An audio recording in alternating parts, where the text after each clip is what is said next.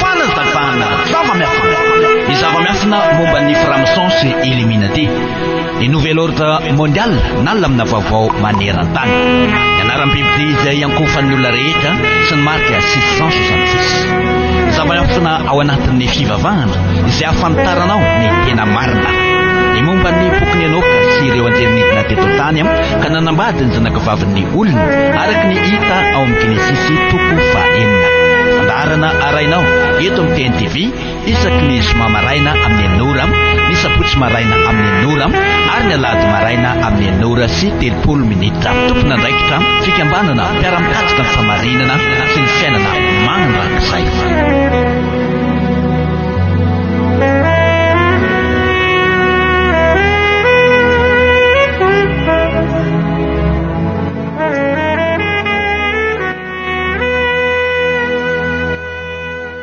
dia tonga eo amin'ny ora izay ahafahanay manoy an'ity fandaharana eto amin'ny fahitalavitra ity indray izahay amin'izao ora izao miarabanao ao atokantranao ny fikambanana mpiara-mikatsika ny famarinana sy ny fiainana mandrakizay ary maniry hatrany ihany koa ny ahafantaranao ireo famarinana rehetra ary andraisanao anjara amin'ny fanjakan'ny lanitra rehefa miaina amin'ny famarinana ianao ary izahay avy eto anivon'ny fikambanana ihany koa dia mampafantatra hatrany ireo zavatra lehibe izay tokony ho fantatritsika manoloana an'izany hoe famarinana sy fiainana mandrakizay izany.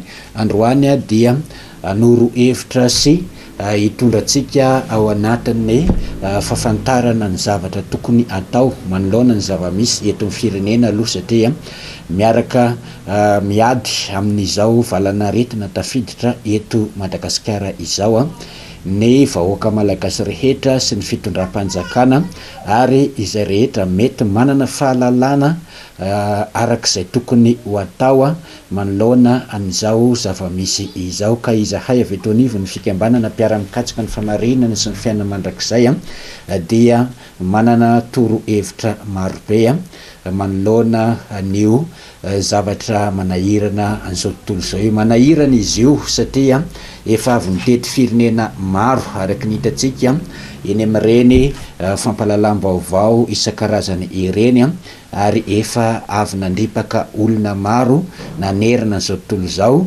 saingy mbola tsy nahitana fanafodiny aloha mandrak'androany fa dia ny fitandremana no tsy maintsy apetraka tsara satria izany fitandremana izany no ahafahantsika miaro ny tenatsika tsirairay, miaro ihany koa ny fiarahamonina ary azo antoka fa rehefa mahay mitandrina ianao dia tsy ho tratra ny loza.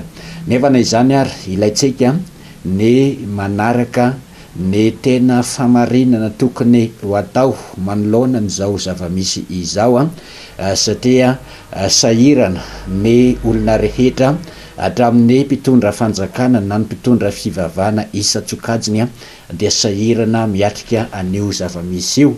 Ankoatran'izay ihany koa mikorotana ny fiainana andavanandro, mikorotana ny fivelomana ary dia lasa misafotofoto mihitsy aza izany fandaminam-piainana izany no io zava-misy io. Ary raha mbola maharitra ely io atao hoe sanatria mambolana mbola tsy afaka ihany dia mety ho zava-doza eto amintsika malagasy ny fiatraikan'izany faharetan'io zany raha mbola hoe mety aharitra ela io. Ny irariana sy angatana amin'ny avondrindra dia ny amin-drano fo amin'izao firenena malagasy izao ka anesorany an'io aretina io satria izy irery ihany no mahafantatra ny loharano sy ny fototry io aretina io ary izy ihany koa no afaka maharesy an'io valanaretina tsy resin'ny olombelona manam-pahaizana eto ambonin'ny tany io.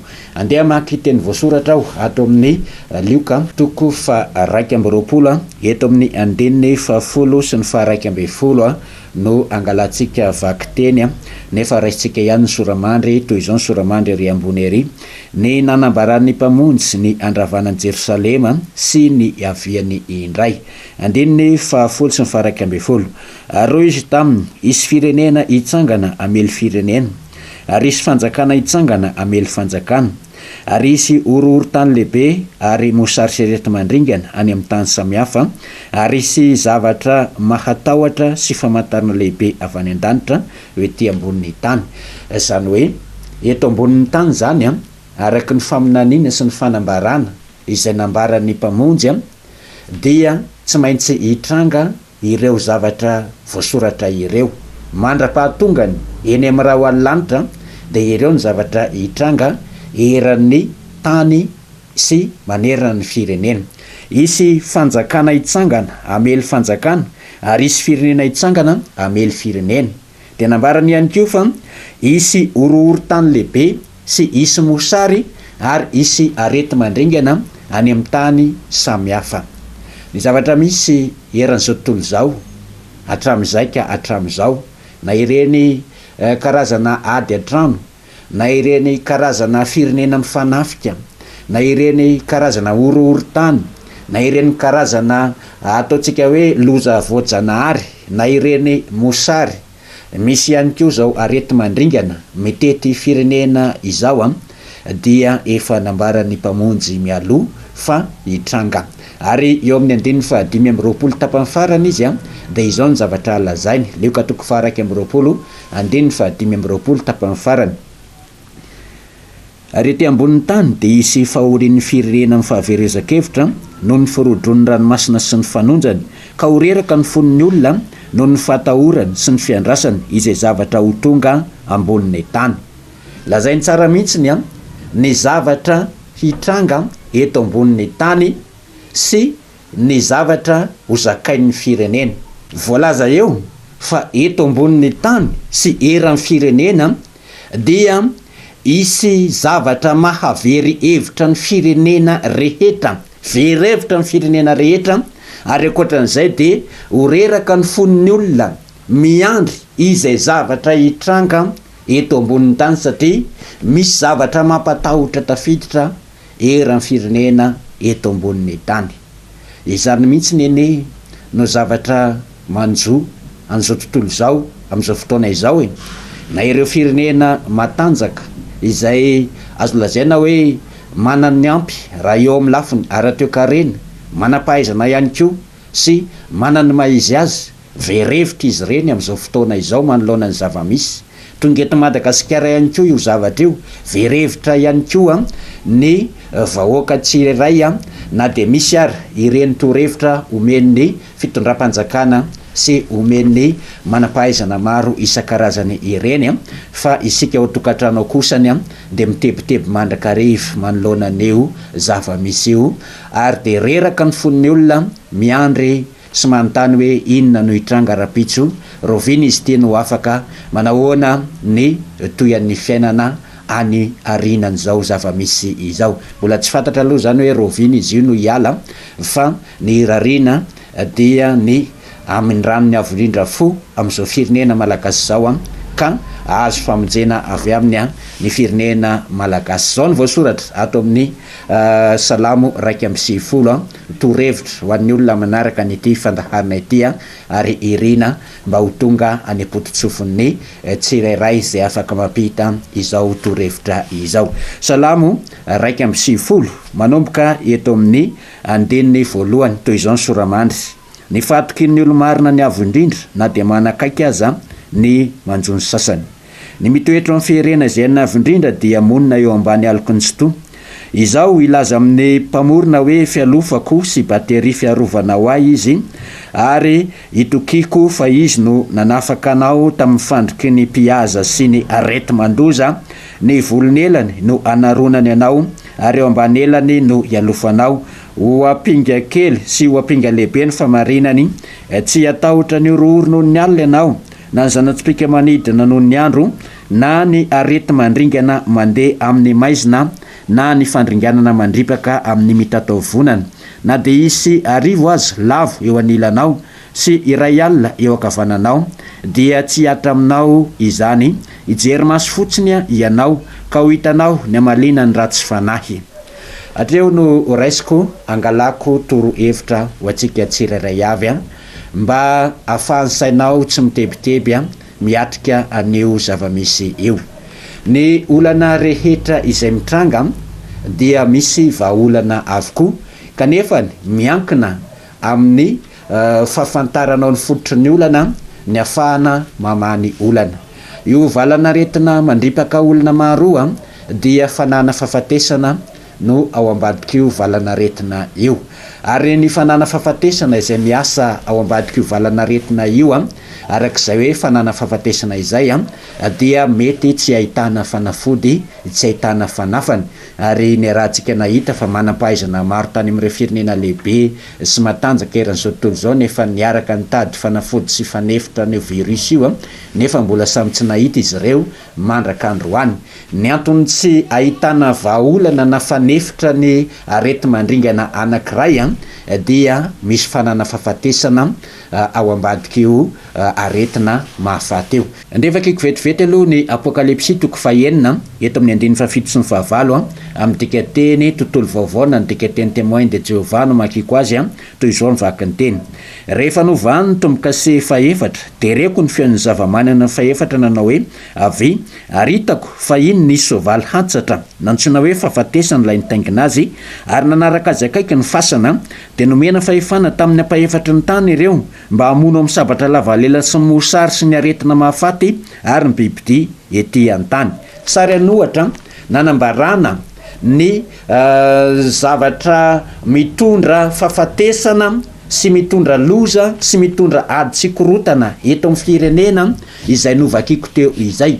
Asehoan'ny sary anohatra hoe misy soavaly antsatra tengenana fanana fahafatesana midina eto ambonin'ny tany, ary nomena fahefana tamin'ny ampahefatry ny tany izy io. Amin'ny dikateny sasany de nomena fahefana tamin'ny ampahefatry ny olona mba hamono amin'ny sabatra lavalela sy amin'ny mosary sy hamono amin'ny aretina mahafaty ary hamono amin'ny karazana bibidia ety an-tany, ka ny ampahefatry ny mponina rehetra ety ambonin'ny tany no nomena ovonony.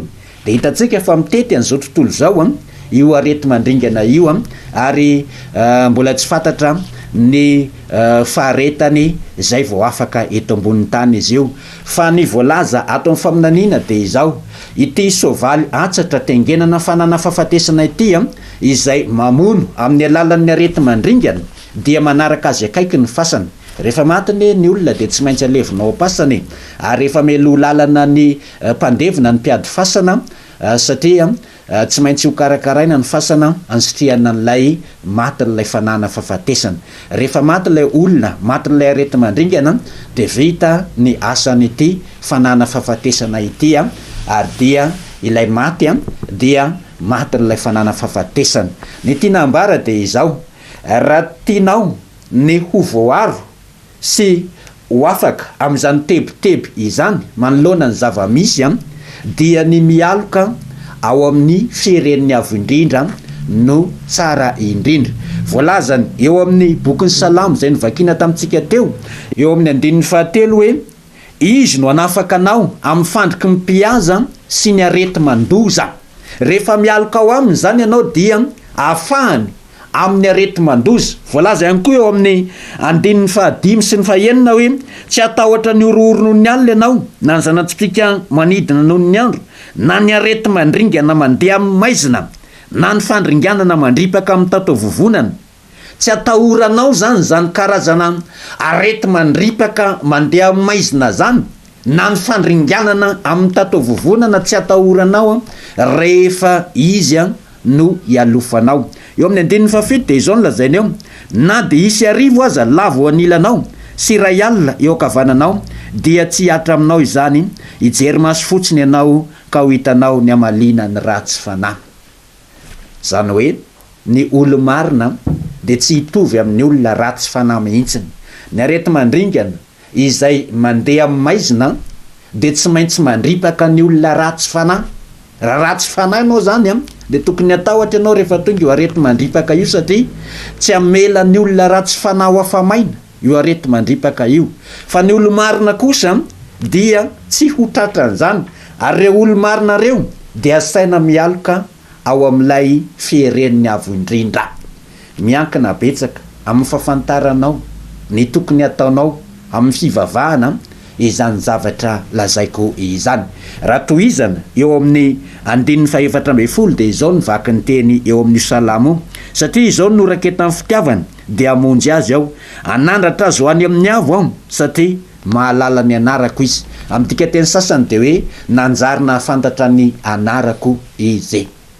Anisan'ny zavatra lehibe tena ilaina amin'izany hoe mivavaka amin'ny avo indrindra izany ny fahafantarana ilay anarany. Voalaza amin'ny Joela 3:7-5 hoe amin'izany andro zany na iza iantso ny anaran'ny avo indrindra dia ho vonjena. Efa nazavaiko teto ary mbola apotrana eo amin'ny écran fa io ny anaran'ny avo indrindra io amin'ny taretsoratra Hebreo io. Efa nazavaina ihany koa fa tsy misy ifandraisany amin'ny anarana hoe Jehova io anarana io, tsy misy ifandraisany amin'ny anarana hoe Andriamanitra na anarana hoe Jesosy io anarana io. Io zany anarana tenenina ato amin'ny Salamo 140 hoe satria nahalala ny anarako izy dia anandratra azy ho any amin'ny avo sy amonjy azy aho. Io zany ilay voalaza amin'ny Joela 3:7-5 hoe na iza iantso an'io anarana io dia ho vonjena. Ry vahoaka malagasy manaraka n'ity fandaharana ity foy ny fotoana ahafahanay mampita an'izao fandaharana izao fa ny azo amarana anazy dia izao: raha io no anarana andolianao manomboka hatrany amin'ny fitondram-panjakana hatrany amin'ny vahoaka majinika ary ny tianay dia any amin'ny fitondram-panjakana mihitsy no miantso an'io anarana io sy mamoaka lalàna mba hiantsona an'io anarana io fa io anarana io no atahoran'io fanana fahafatesana sy atahoran'io virusy io. Io anarana io tsy afaka kitikitihan'io virusy io ary zay ipetrahan'io anarana io ny olona manonona an'io anarana io atahoran'io virusy io. Raha mitady fanafody zany ianao na mitady fanefitra dia io no anarana andoliana sy ivavahana dia mandositra ny lainao, mandositra ny toerana misy ianao ny valana aretina coronavirus rehefa miantso an'io anarana io ianao. Izay ny zavatra azo ampitaina androany raha pitso amin'ny ora toy izao indray manohy manazava izao zavatra izao ny fikambanana mpiara-mikatsaka ny famarinana sy ny fiainana mandrakizay mandra-pitafa tompoko.